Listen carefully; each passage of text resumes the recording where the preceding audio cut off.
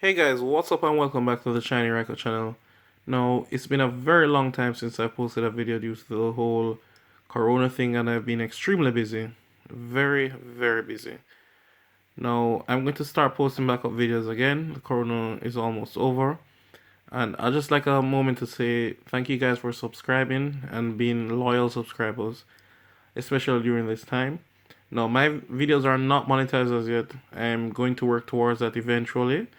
However, I'm just trying to get the subscribers first.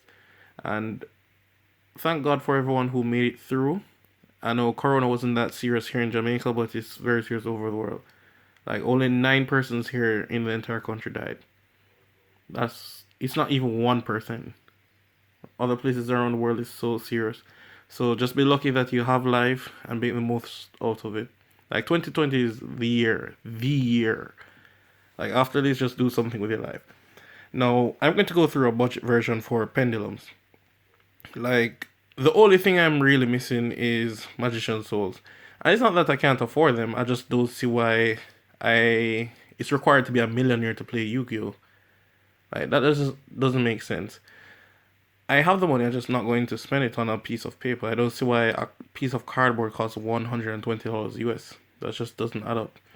So for the persons who are interested in a budget version, if you just like to play the deck like you have it sitting around, here's the way to go. So first up, we have our triple Big Daddy Endymion. Personally, he's one of my favorite cards for the deck because he's such a boss.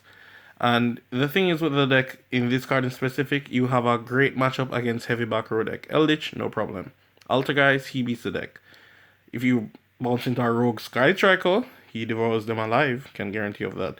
The reason why is if he has a token, he can't be targeted or destroyed by card effects. So most of those decks can't really do anything to him once he's already on the field. Then we have two Reflection, summons from your hand and itself, and bounce back a card, so it's a compulsory. Serve special summons from your deck. Magister, special summons from your extra deck. And then your following crew is triple magical abductor. Just there because she's real nice. Free reinforcement of the army every turn. And it's not a hard once per turn either. So if you have multiple and you can get rid of them, go ahead. Then we have for the mythical beast, we have triple master Cerberus, 2 Jackal King, and 1 Jackal. You don't need more than this to line it up. The truth is, Mythical Beast Cerberus is actually a really good card. It's real powerful going second. Now, I'm going to tell you a fun fact. Going second with a deck is good. You don't actually need to go first. Going second with a deck, you can go through boards, you can OTK fairly easily. The deck plays better going second than going first. If you don't know it, now you know it. If your opponent doesn't know it, now they know it. If your deck didn't know it, now it knows it. The deck plays very good going second. Then we have triple Chrono and one-time Gezo. Now I think I might cut this on a hold because I just hate it, especially drawing this. But he likes to volunteer to be tribute. So, with Allure, we can just banish him for the Hunger Games. Then your last Pendulum card is the Jedi, Kendall Spirit. If you're not familiar, it's just a 9 scale. That means that all my servers that I went through, normally persons who don't play a 9 scale just as a one-time use just to go into your Jackal. With this, you get to special summon both of them back. So it's really good in that regard. Not only that, when I Pendulum summon, it goes back to my hand. So it's a free spell counter to activate again. So it's just overall really good and healthy for your deck. So you should play one. Then we have Spellbook Magician of Prophecy. He's basically a +2. He's just a pot of greed for your deck. That's going to be searchable. So you're going to conserve your normal summon for this, but if you don't get it, oh well. Royal Magical Library. OP card. Just give him his time because this is truly a god card. You're going to draw a card every time you use 3 spell cards or you just have a lot of counters on the field. If you have Citadel on the field, just go right away and draw. Like just remove 3 counters. The card is really good. You can draw even up to 8 times off of it, like no joke. You be careful of decking out. That's a thing that actually nearly happens. I have to hold back. It's just a real good card. And it might potentially be banned in the future. I just don't think it will be banned right now. And what you do is actually summon it off servant. because you don't play Magician Souls, that's what you do. Now, if you had Souls, you'd play all of this. All of them. It's that OP. Then for the spells, we have Citadel, Self-Explanatory, Generates Counters, Mastery. I assume everyone knows what this does by now. And Institution. I don't know a person's hate on Institution. You see, because I play triple Cerberus, you should play 3 of this. Because when you draw them together, you're basically out of space. Your opponents can't catch up. And Instant Fusion. Those are for your natural spell cards that you should be playing. So that's all 8 of them. Then the last one up is the draw engine of the deck. Triple Allure of Darkness. 2 Pot of Greed. Or Neg 9. Any which one you want to call it. 1 Secrets, 1 Knowledge. Now, the reason why 1 Secrets is just that you see, because you don't play Souls, you end up with the next Secrets in hand, and you're just dead. You just can't activate, you can't do anything. Now, what I did initially was play 2 of everything. 2 Secrets, 2 Blue Boy, 2 Knowledge. That didn't work out because Knowledge is a hard once per turn. So, there's just not a good ratio for them. Then we have Upstart Goblin, Wonder One. Wonder One will always be able to activate. As long as you combo off, it's going to be able to activate. So you tend to draw a lot of cards. A lot. I'm not exaggerating. I don't play Into the Void just because I like to keep my hand. Sometimes I have 5 cards in my hand, I don't, so I have to discard that. So yeah.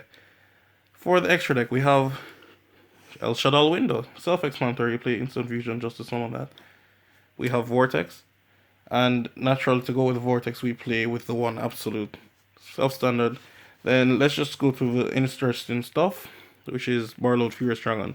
Might wonder how I summon this. You use Odd Eyes Fusion. Send in these 2. And remember, it's Odd Eyes Fusion that I side. It's not in the main deck. I'm not going to go through my side deck. In the next video I will. But just not right now. Now, you send these 2 to Fusion somewhere, which isn't really a big deal. Now, this is really good in your deck. Has great synergy. How? Casual play. You Odd Eyes Fusion summon that. You can even normal summon your Servant if you hard draw it later on.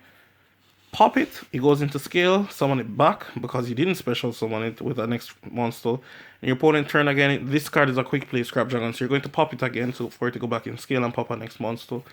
So it really climbs around boards. It's 3000. And then it has a graveyard effect. You can banish it and summon a Dark Link monster. Now, you play a lot of Dark Link monsters and all of them are good. So it's really great to play. And it helps you to break boards fairly easily. Now, the last Exceed monster is Dweller. Dweller is a god card, full stop. Dweller stops every single tier 1 deck. Full stop. You should be playing this card. There's no excuse. Then for Link monsters, we play 1 Cross Sheep, aka Bounty Killer Sheep. Master IP Ip. Rainbow Dash, World Sword Art Online, Tim, anybody from work gets this joke. Daybreaker because he stops working at the night shift, and we have double Selena Gomez, XA. Let's just say Roxanne. Anyways, all of these are self-explanatory. I don't think I need to go through any of these for you. On a different occasion, I'll explain my side deck. However, in the meantime, I can teach you a few tricks with it. Now, the thing is with Cross Sheep, he's an OTK machine if you go second. And Borrowed Sword might be upgraded into a Transcode Talker. Mainly because Transcode Talker is just really good. You can pop even, say, 2 cards. And it's going to be at a huge amount because you're most likely going to use Celine to summon it. So it's going to be at 5,300. Popping at least 2 cards. Your opponent can't respond. It's just too good to pass up. And then we have double Celine. Now, the cool part with Celine that I fail to mention all the time is that your opponent has to attack, apologies, he cannot attack it while you control an Endymion card. So if you control a field spell, they can't attack it. So things can get wild and really out of control. Alright guys, that's going to be it for today. Rate, comment, subscribe. I hope all of you are doing great. I'll post up some comfort videos next. Also, I'll go through my side deck next. Peace. I'm out.